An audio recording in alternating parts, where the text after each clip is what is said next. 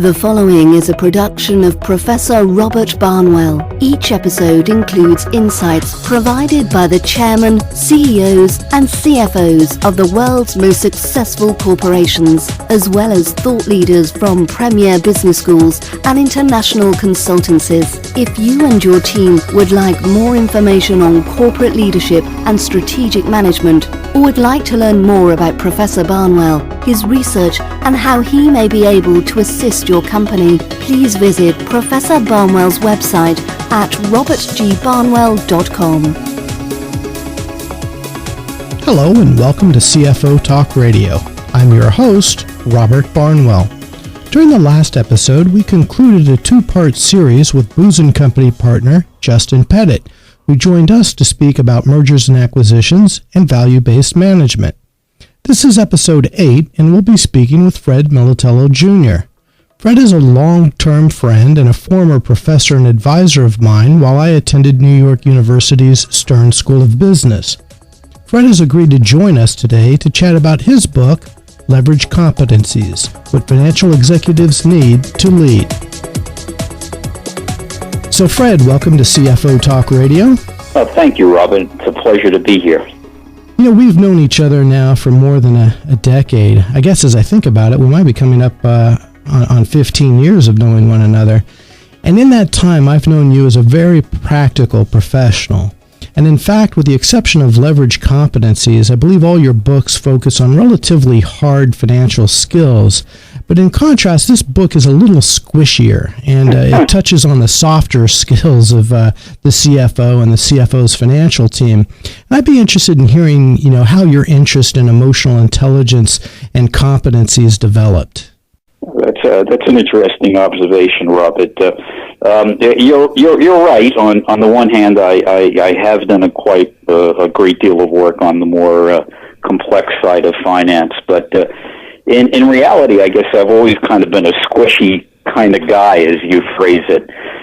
Matter of fact, the first book I actually wrote on a squishy topic goes back to about 1994 when I wrote a book called The Empowered Organization, The Changing Roles and Responsibilities of the Finance Function. And I think that's really where I began to get really interested in the behavioral sides of finance, because the book really was focused on the transition of the command control model to the more partnering enabling model. And I realized for that to really happen, it was really, really critical that CFOs begin to focus on the behavioral side of finance as much as they focused on the skill side of finance. So I would say probably 1994 is when I began to get interested in the topic. And over the years, as I've noticed CFOs attempting to transition the finance function away from command control and more towards a strategic partnering approach, I've realized that there's been a lot of frustration there. And a lot of that frustration has been that the competencies that are necessary to make that happen tend to be lacking in most finance organizations. Okay, well, before we tackle some of the competencies and the challenges around the CFO moving from that command control function towards more of a strategic role, maybe you can share a little bit more about the research, perhaps an overview of the research and some detail on the participants and case studies.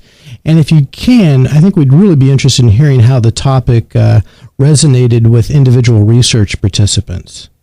Sure. The idea came about, I think, largely because I've always been an individual interested in what I guess you might want to call behavioral finance. And I did quite a lot of reading, and at the time, the book by Daniel Goleman on emotional intelligence was quite popular. And what immediately struck me was the question of how that would apply really to finance individuals.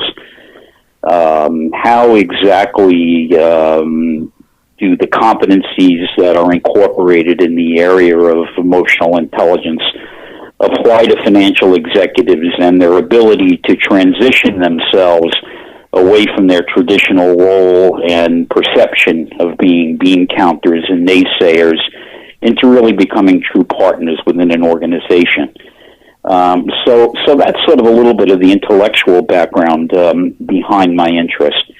And the Financial Executives Institute at the time was very interested in the same topic, and I had done some previous writing for them, and they asked whether or not I'd be interested in conducting some research with some very, very large and notable companies in this whole area of emotional intelligence.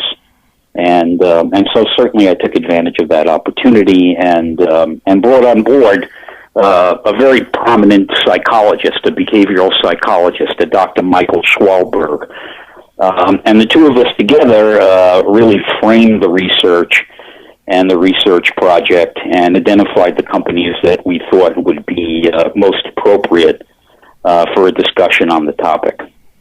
By way of background, a little further, the companies that we selected, sometimes we've picked them on the basis of their known innovation and their openness, and also whether or not the companies really were known for being a good place to work. For example, did they make the Fortune list of the top 100 companies to work for in the United States?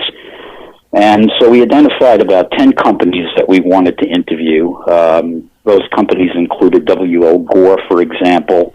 They included companies like Synovus, which was a very innovative banking institution in the field of really looking at the whole concept of service leadership. We really began to identify companies that we thought would really be representative of this kind of leading-edge thinking. Other companies that we included in the study were Unilever, for example, and Solvay. And in all cases, to our surprise, most of the interviews were arranged by the CFOs or the CEOs of the companies. And each of these companies, we might have spent as much as a day interviewing multiple individuals at those organizations with regard to their feelings towards the whole field of emotional competencies and their importance to the finance organization. Okay, so based upon this research, you identified, approximately 25 or so competencies. And then rather than taking us through each one, can you summarize the major categories of competencies and maybe identify which ones you feel are particularly important to the financial team and the CFO? Sure. Actually, I'd have to start off probably giving credit to Daniel Goleman, as I've mentioned before, because really he is the one who popularized the whole concept of emotional intelligence in the workplace. And he identified approximately 25 competencies. Now, the way Dr. Schwalberg and I looked at it, just to sort of back up a little bit, is that the competencies really represent sort of capabilities, and what we really were concerned with are what were the type of capabilities that were actually essential for finance organizations to move forward and achieve their objectives of becoming strategic partners. Every place we went, companies would say our financial objective is we really want to get a seat at the business table. And more importantly, we want to be asked to return to the business table. So Dr. Schwalberg and I was very concerned with the type of competencies that would make that possible. And when we looked at competencies, we divided them really into two categories. One category, which we called were foundation competencies, and the other category is what we call leverage competencies. The foundation competencies are what we usually always think about in terms of a competent financial person. They really are an outgrowth of what we might want to call one's intellectual quotient or one's IQ. We're really looking at skills. We're really looking at what we call threshold competencies, something that is expected of a financial person. But we thought if one was really going to start talking about partnering and a strategic role for the finance function, it was important that we began to look beyond the basic competencies that financial executives were known to have and begin to look at the behavioral competencies. And that's really where we begin to get into leverage competencies. What we mean by a leverage competency, it's a competency which allows you to influence the organization. For example, if you think of the competency of trust, when you gain trust as a person within an organization, the leverageability of that trust is just absolutely amazing as to how it snowballs throughout the organization. And so when we begin to look at competencies such as self-awareness, as we begin to look at competencies that really relate to social competence, as we begin to look at emotional competencies as affect social skills, these are the types of competencies that we really began to identify as really being critical to the future of the finance function. Okay, so let's assume that we're talking to a CFO, and he or she say, okay, this is important. This is important for me as an individual and how I conduct myself, with my the remainder of my C team, the CEO, the chief operating officer, as well as internally. So how does an individual go about building these skills or improving these skills independently and on their own? And then do you have any ideas of how to institutionalize it if the CFO says, okay, once I start building this internally within myself, I want to roll this out and help my individual group members in the corporate finance team, also improve their competencies. Do you have any ideas on, in terms of how you would advise someone to go about that? Yeah, I think what we learned from our research and talking to many of these companies is that to a large extent, when they talked about behavioral competencies, they were largely talking about competencies that arose out of what we generally call experiential learning, meaning that these are competencies that one learns through experience. You don't learn them in a classroom. You don't learn them in a textbook. You learn them really through the process of interacting with other people, and you learn them through the process of self-awareness. So when we looked at, let's say, some of the top companies in terms of their emphasis in the whole area of competencies, one of the first things that we realized is that the companies that were really on the leading edge, the companies that really tended to embrace us in terms of this particular topic, and I should mention that was one of our concerns in the research itself. How would companies react to us when we wanted to talk about a subject called emotional competence? Our first reaction or our first thought was that we really were going to have trouble getting lots of interviews. It seemed, like you say, to be a very squishy topic, and it seemed to be a topic that perhaps would be too personal for many people to discuss. However, to the contrary, we found that finance people were really very, very eager to discuss it, that this was a topic that they thought was extremely important to their organizations and very, very, very important to the future of the finance organization. But I guess when I look at best practices, one of the first things I've noticed is that the first thing is the willingness of the CFO himself or herself to really insist on a new definition of what it really means to be competent in an organization. Unfortunately, you may want to look at it this way, that perhaps some of the people that in the past were the most competent from a financial point of view, maybe in today's view of competency might be the least competent. And that really requires one to really begin to turn things on their head. So I think the first thing that we did notice is that the CFOs that were willing to entertain the idea that competency went beyond skill, that competency really incorporated behavior and the importance of behavior with regard to being able to influence others and to sit at the business table. That was one of the perhaps the most important things that, from a cultural point of view, was critical for CFOs to embrace. The other second thing I think is CFOs that tended to encourage their people to broaden their organizational experience.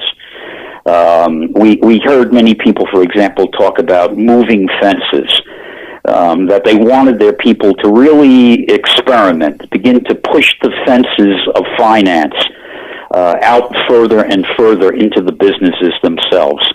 CFOs that looked at themselves as an extension of the business, not just a support function, but an extension of the business. As a matter of fact, many CFOs said to us, we don't want to be viewed as finance people. We want to be viewed as business people that have financial skills and competencies. The CFOs that tended to have that view of being part of the organization as opposed to being a separate part of the organization. I think that was a very critical part in really the development of emotional intelligence in those organizations. And then I think the third thing was really to really where the rubber meets the road, so to speak. I think here we found that a lot of CFOs felt that they needed to make emotional intelligence a part of job descriptions and actually part of the performance evaluation process.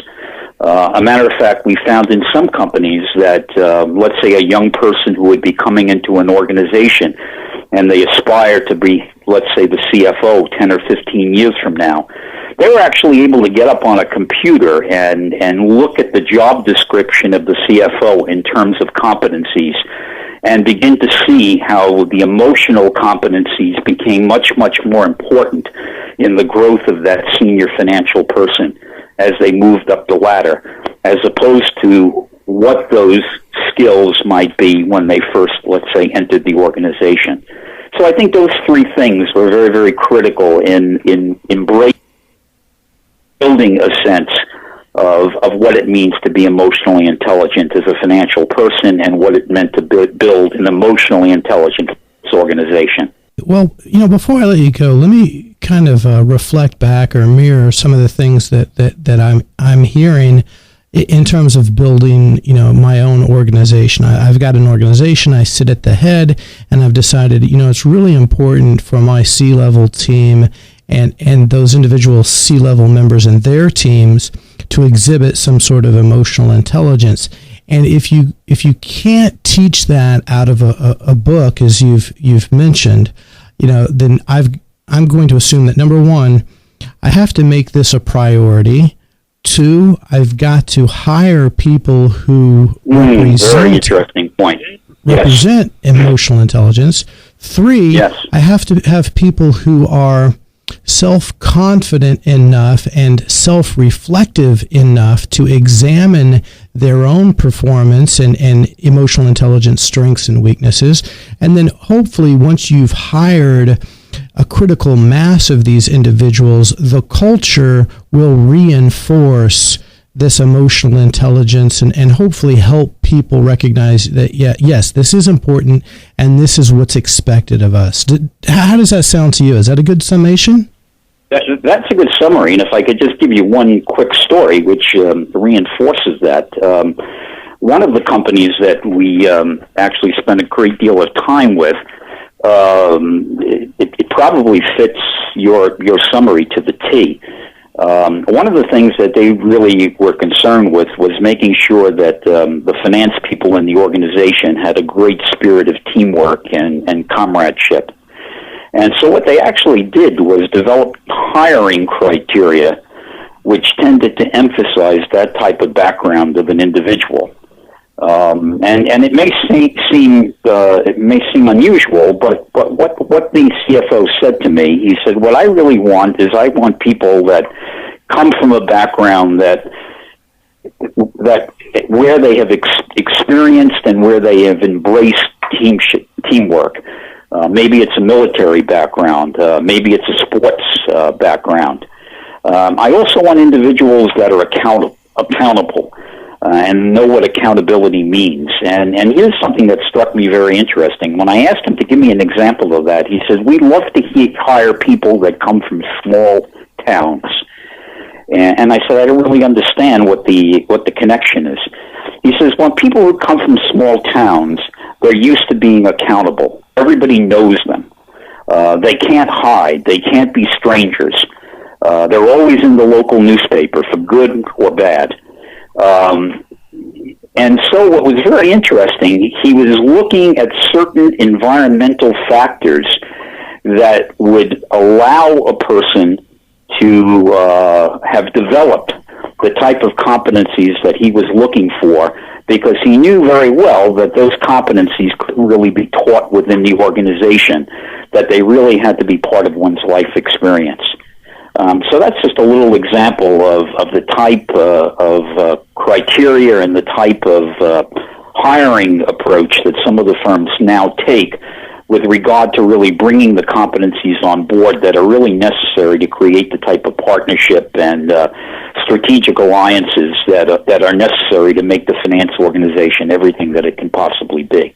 I think that's a great picture, and I think it really paints, again, a clear picture of what we've been talking about here today and what we can hope to strive to achieve. So the book is Leverage Competencies, What Financial Executives Need to Lead, which is available from Amazon, Barnes & Nobles, Borders, as well as hundreds of other independent bookstores near you. Fred, I've really enjoyed our talk and appreciate you sharing such an important and often overlooked topic with us. Many thanks. Well, thank you very much, Robert, for having me on board, and I enjoyed the conversation equally as much. Oh, terrific. That was Frederick Militello Jr. talking about the research and findings contained within his book, Leverage Competencies, What Financial Executives Need to Lead. Please join us for our next episode when we speak with Scott Hauser, a director with RSM McGladrey's Performance Improvement Consulting Services practice, about budgeting and forecasting in a time of increasing volatility and uncertainty. Until then, this is Robert Barnwell and CFO Talk Radio wishing you all the best. We hope that you have enjoyed this episode and found the material of value. To download a transcript of this episode, receive a free subscription to the show, or to learn more about this subject, we encourage you to visit Professor Barnwell's website at robertgbarnwell.com to explore the many executive briefings, presentations, case studies, and other resources available for immediate download. This has been a production of Robert G. Barnwell. All rights reserved.